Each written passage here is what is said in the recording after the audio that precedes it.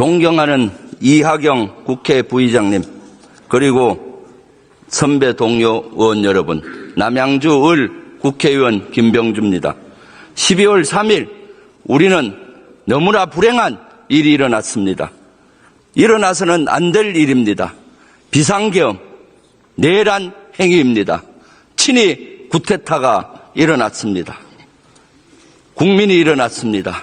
국민들이 하나가 되었고 국회의원들은 목숨을 걸고 국회 본회의장으로 왔습니다.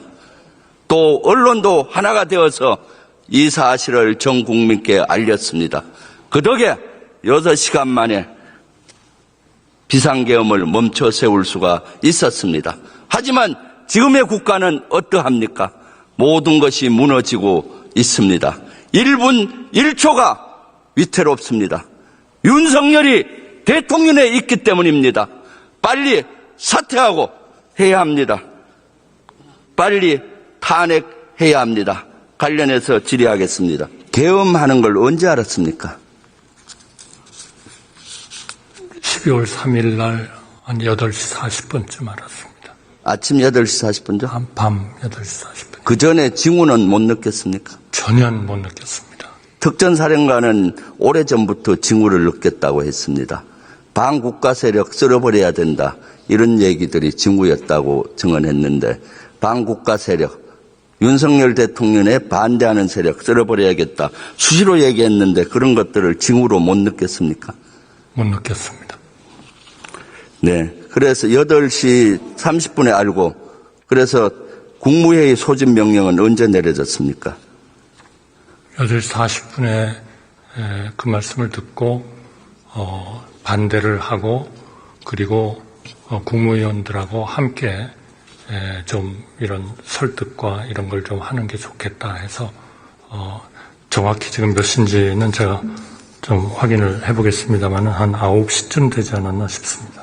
국무회의 한 시간은 몇 분 정도 했습니까? 언론에는 7분 정도 짧게 했다고 하던데.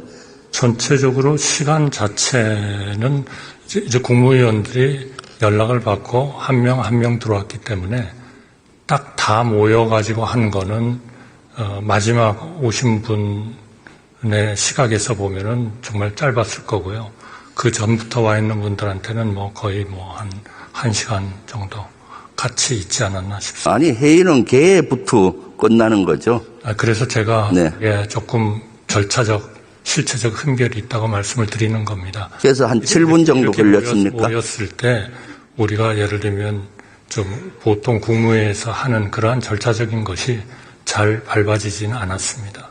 그럼 개 선언도 안 하고 대충 있다가 뽑겠습니까? 그냥 걱정하고 반대 얘기하고 그러면서 시간이 지나갔고, 지금부터 국무회의를 한다라고 하기에는 너무나 좀 절차적으로 다들 좀 황급하고 좀 힘들어했다는 말씀을 드립니다. 그러면 결국은 국무회의를, 공식적인 국무회의는 하지 않은 거네요. 그냥 모여있다 웅성웅성하고 걱정하다가 가버린 상태였네요. 저는 이제 그런 부분에 대해서는 앞으로 이것이 수사가 되리라고 저는 생각을 합니다만은, 그런 과정을 거쳐서 여기에 대한 평판과 평가는 나오지 않겠나 하는 생각이 듭니다. 그때 그 당시 그러면은 비상계엄에 대해서 누군가가 설명을 했을 것 같은데 누가 설명했습니까? 별로 그런 설명들이 잘 이루어지진 않고, 다만 계엄을 한다는 것에 대해서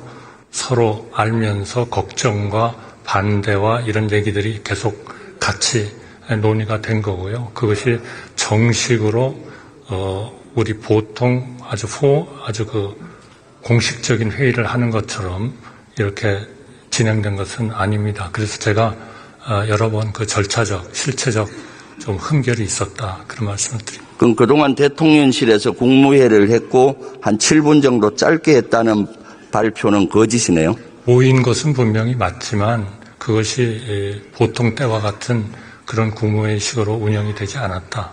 그러니까 그거를 국무위원들의 회의라고 해야 될지 정식 국무회의라고 해야 될지는 좀 명확하지 않습니다. 그거는 조금 이런 전체적인 수사 과정에서 좀 검토를 해야 할 거 아닌가 싶습니다. 그때 회의장에 그러면은 윤석열은 나타났습니까? 대통령님도 또 계셨습니다. 그럼 대통령은 얼마나 계셨나요? 제가 지금 뭐 정확히 워낙 저희가 좀 상황이 좀 급박한 그런 차원이어서 정확히 몇 분인지는 제가 기억을 못 하겠습니다. 앞으로 그런 것들은 다 알려지지 않겠나. 중간쯤 들어왔습니까? 국무위원들 한 중간 정도 모였을 때? 글쎄요. 제가 지금 뭐 정확하게 제가 그냥 기억에 의존해서 적당히 말씀드리기는 조심스럽습니다. 그거는 앞으로 좀 수사나 이런 과정을 거쳐서 명확해지리라고 생각합니다. 그러면은 대통령이 와서 가만히 앉아 있지는 않고 국무위원들이나 총리한테 얘기를 했을 것 같은데 무슨 얘기를 했습니까? 대통령님께 우리 국무위원들이 좀 그런 말씀을 드리고 걱정을 하고 이런 얘기들이 좀 지속적으로 있었다 그렇게 생각합니다. 그때 그러면 화내면서 해야 된다고 대통령이 얘기했습니까? 화를 내면서 이거 해야 된다고 했습니까? 화를 내신 적은 없었습니다. 근데 누구누구가 반대했습니까? 전 국무위원들이 다 반대와 걱정의 그런 의견들을 우리 국무위원들끼리 앉아있을 때도 했고 대통령님이 오셨을 때도 좀 말씀드리고 그렇게 했습니다. 그럼 그때 대통령이나 대통령실에서 로드맵을 얘기했을 거 아니에요? 몇 시에 발표하고 몇 시에 한다. 어떻게 들었습니까? 그때는? 계엄을 한다는 그런 것만 있었지 구체적인 내용을 가지고 거기서 깊게 논의할 그런 상황은 아니었습니다. 몇 시에 발령한다는 것도 결정을 안 했습니까? 그런 것들도 그렇게 공식적으로 얘기된 것 같지는 않습니다. 그런 부분은 앞으로 좀 더 수사 과정을 거쳐서 밝혀져야 된다고 생각합니다. 국무회의에서 계엄사령관도 심의를 해야 돼요? 계엄사령관에 대한 언급은 누굴 할지 언급이 있었습니까? 그런 포멀한 국무회의처럼 운영은 되지 않았다 하는 말씀을 드립니다. 네, 알고 있습니다. 계엄사령관이 누구가 되는지 그때 인지했습니까? 저는 인지를 못했습니다.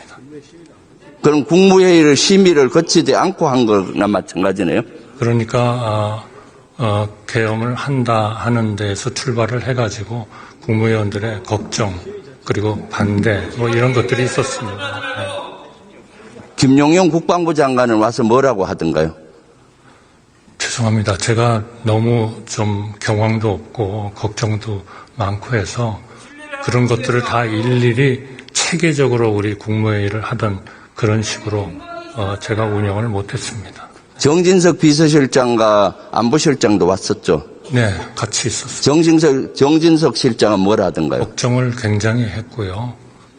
지금 이런 상황이 될 수 있냐 하는 얘기를 했습니다.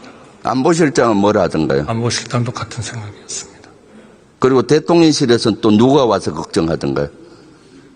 제가 지금 다 기억을 못하겠습니다. 그건 아마 우리 좀 수사 과정에서 좀 밝혀져야 할 사항이라고 생각합니다. 그럼 국무회의도 실질적으로는 하지 않은 거나 마찬가지고 실제 그러면은 비상 계엄이 발령을 그러면 됐다는 걸 어떻게 알았습니까? TV 보고 알았습니까? 그거는 대통령께서 언론에 발표를 하신 것으로 그렇게 알고 있습니다. TV 그 당시 봤습니까? 거기서는 TV를 보지는 못했습니다. 그럼 그 당시 위치는 어디였습니까? 저희는 그 국무회의 장관들이 가끔 모여서 이렇게 얘기하는 그런 데였습니다. 거기에 있었고요. 그러면은 제가 봤을 때 TV를 켜놓고 대통령 발표 시간을 기다렸을 것 같은데. TV가 거기에는 없었습니다. 그러면 발표했다고만 들었습니까? 네. 발표하면서 좀 이따 포고령의 발표가 됐는데 포고령은 언제 봤습니까? 그거는 저희는 전혀 보지 못했습니다. 아니 나중에 보고를 받았을 거 아니에요? 저는 한 번도 포고령은 본 적이 없습니다. 그거는 아마 계엄 집행하는 쪽에서 하지 않았나 싶습니다. 했는데 발표를 했지만은 전 국민이 포고령이 뭔지 알아요. 방송에도 나왔고. 그러니까 근데 국무총리께서는 6시간 동안 포고령을 뭔 내용인지도 몰랐다는 얘기입니까? 포고령은 국무회의에서는 전혀. 아니, 국무회의가 아니라 비상계엄이 22시 30분경에 발령이 됐잖아요. 네네. 그 이후에 한 30분 있다 포고령이 내려왔어요. 네네. 전 국민에게 알려야 되는 게 포고령입니다. 네네. 그걸 비상계엄이 끝난 6시간 후에 알았다는 겁니까? 네, 저희는 발표된 다음에 알았습니다. 발표된 다음 그러면 11시 반경에 알았다는 거예요? 저희가 이제 테레비를 보고 저 포고령이 집행이 됐다는 것을 알았습니다. 그럼 집행됐으면 갖고 오라 해서 내용을 방송에도 나왔고 신문에도 나왔는데 뭘 통해서 알았습니까? 포고용 내용을. 저희가 거기에 있다가 다시 그 각 부처로 장관들이 돌아가서 이제 거기에 따르는 여러 가지 안정 조치 이런 것들을 논의를 하면서 있는 과정에서 다 이제 알게 됐다는 말씀. 그러면 비상계엄이 되고 6시간 동안 총리의 행적은 어디에서 뭘 했는지 개략 얘기 좀 해 주십시오. 시간대별로. 네, 제가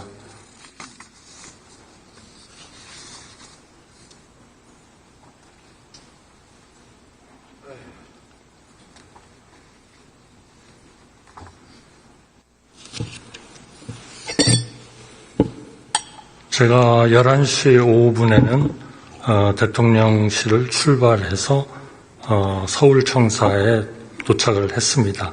그래서 거기에서 계속 서울청사에 있다가 국회에서 해제 요구안이 나오고 그래서 서울청사로 제가 2시 10분에 출발을 해서 대통령실에 2시 반에 도착을 해가지고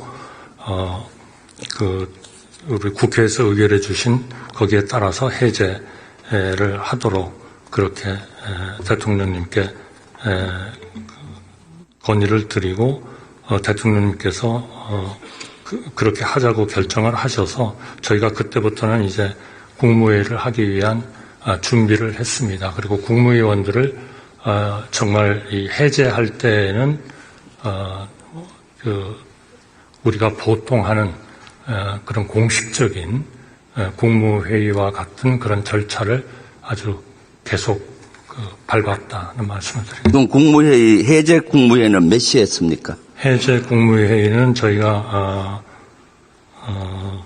4시 반에 그 해제를 하는 것으로 그렇게 했고요. 그 국무회의는 아마 한 4시나 4시 15분 정도 시작하지 않았나 싶습니다. 국무회의가 왜 이렇게 늦게 시작했습니까? 해제 결의안은 이미 공안시 02분에 통과했는데. 네, 그래서 이제 대통령께서 그 해제하는 것으로 결정을 하시고 대국민 담화를 해제하는 것을 담화를 하시는 걸로 준비하고 또 저희는 또 국무회의를 준비하는 그런 과정이 좀 시간이 조금 걸렸습니다. 아니 총각을 다투는 일인데 3시간 이상 걸렸잖아요. 이것이 국무위원들의 태도라 봅니까? 그러니까 국무위원들을 소집을 해가지고 전부 다 이제 그 용산의 국무회의장으로 소집이 되고 안건이 만들어지고 이렇게 해가지고 했다는 말씀을 드립니다. 공안시 02분에 해제 결의가 되면은 바로 총리께서는 전화를 해서 대통령한테 해제 건의도 하고 오면서 계속 전화로 설득시켜야 되는데 2시 30분에 겨우 가서 얘기를 했단 겁니까?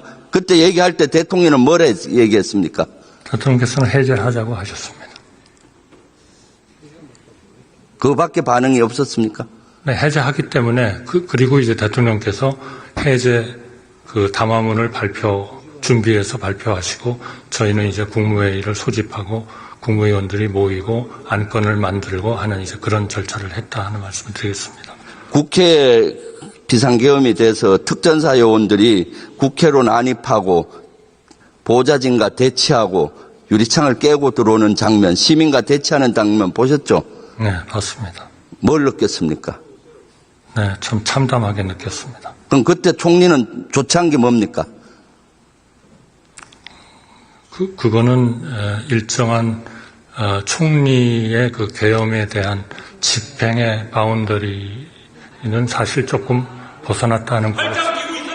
저희는 계속 저 총리실에서 다 모여가지고 그 상황을 검토하고 또 국회가 그렇게 통과를 시키기 때문에 저희가 국회에서 통보되는 거 정부에 통보를 해주셨거든요. 아마 그게 2시 10분인가 그랬던 것 같은데요. 그걸 이제 받아가지고 바로 특전사 요원들이 실탄을 다 대부분은 장전을 하고 작전을 해요. 그러면은 아마 총리께서는 실탄이 없는 거를 몰랐을 것 같은데 실탄 여부 그 당시 어떻게 알고 있었어요? 저는 집행 관련해서는 전혀 아는 게 없습니다. 아는 게 없으니까 실탄을 갖고 있을 거라고 대부분 예측하는데 그러면 엄청나게 시민들의 피해가 유혈 사태가 날 거란데 그냥 앉아서 손 놓고 있었습니까?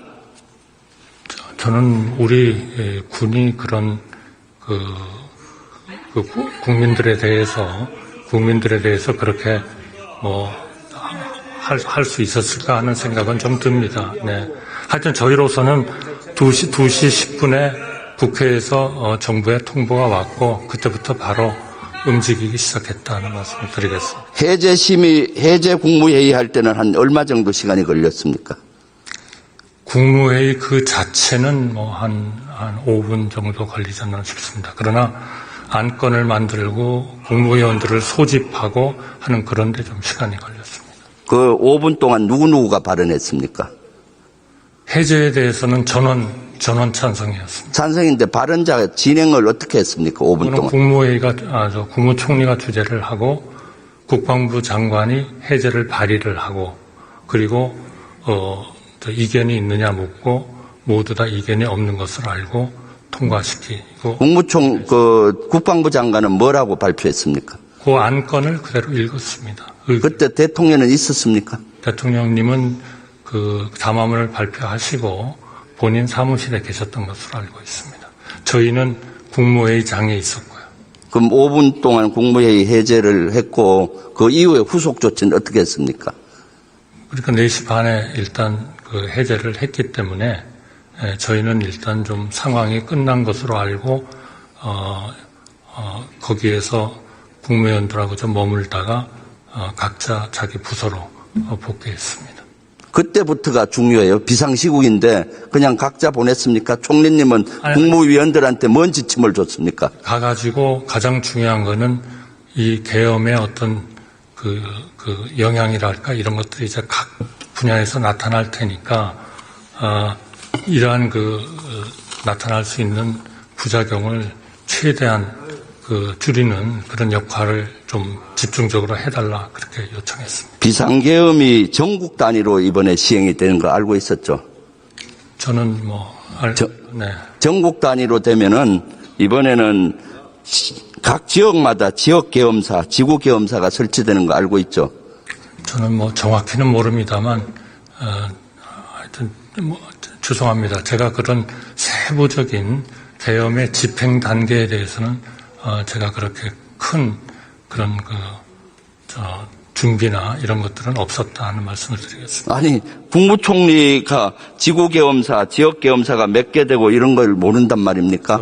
각 군단급의 지역계엄사령관이 돼서 각 지역마다 전국 방방곡곡에 행정기관, 사법기관에 군이 들어가서 통제해요. 여러분들 국무장관실에도 바로 중령급 장교가 가서 장관 비켜 하고 그 사무실에 들어가고 하는 거예요.